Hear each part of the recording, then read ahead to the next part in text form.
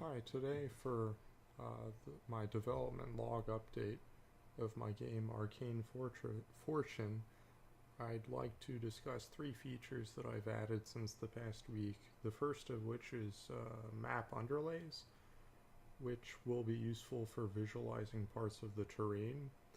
The next item I'd like to talk about is menus, and it's critical that a text-based game such as the one I'm developing have a good interface.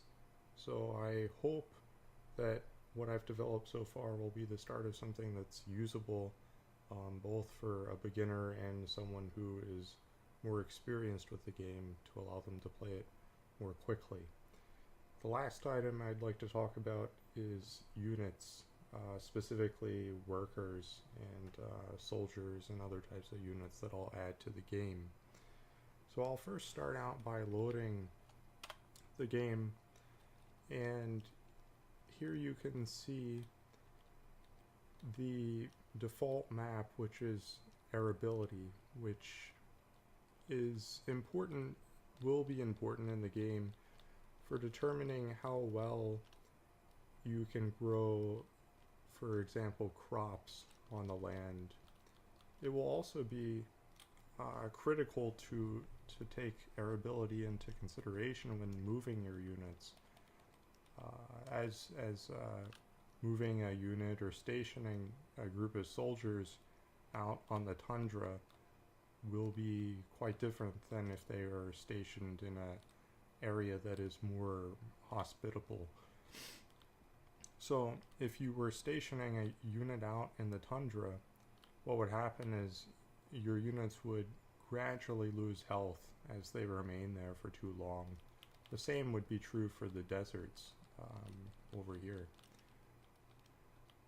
I generate arability using essentially two factors. So the first of which, as you can see in the code here, this line specifically, the two factors are the distance from the water, which is in this variable here. So at each point on the map, I determine the closest water that is next to the specific land piece. The next item that's taken into consideration is the distance from the upper and lower quartiles of the map. So this would be the upper quartile, and below here would be the lower quartile. So that's supposed to essentially approximate what you see on Earth. You see more desert regions near the equator and more tundra, icy regions near the north and south poles. So that's represented in this NS distance, basically the closest distance to one of these quartiles, and I choose the minimum as what contributes to the ultimate arability value. The last, not necessarily a feature, but the last scalar that I add to each point is simply random noise. So after these three variables are summed together, I smooth the map as I do with the elevation map, as I talked about in a previous video. So that's one land attribute. The elevation, which I just mentioned, you can also visualize with this underlay system. So this is the elevation. It is similar to arability in the sense that you often find the closest, or rather the highest points more central into the land masses than, for instance, out near water. But it's not always the same, just by the nature of them being generated by different means. So there you can have it, basically switching between the two. The next item, which you have already seen in me switching between these underlays, is the menu system. So this works, you saw me using it via the keyboard, but you can also see It works just as well with the mouse. So we can just click this, or use the different functionality.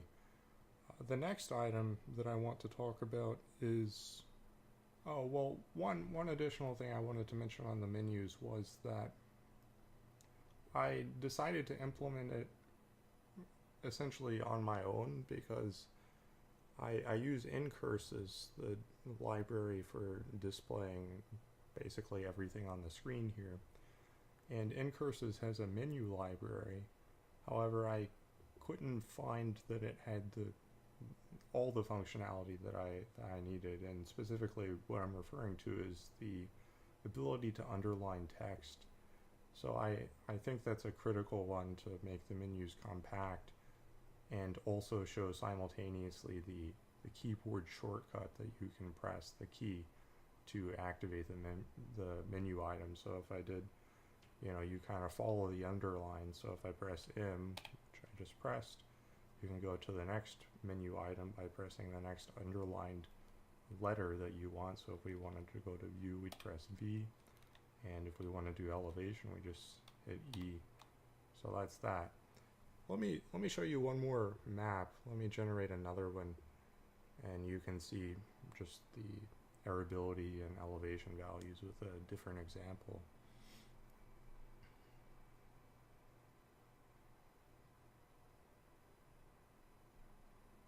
So last time I didn't have a loading screen, so this is another small difference that you just saw.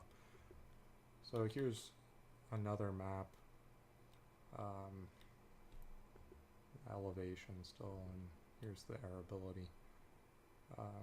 Anyway, so the next item that I'd like to show you is simply the units. So let me just go to the units, because it can be hard to find them in this map.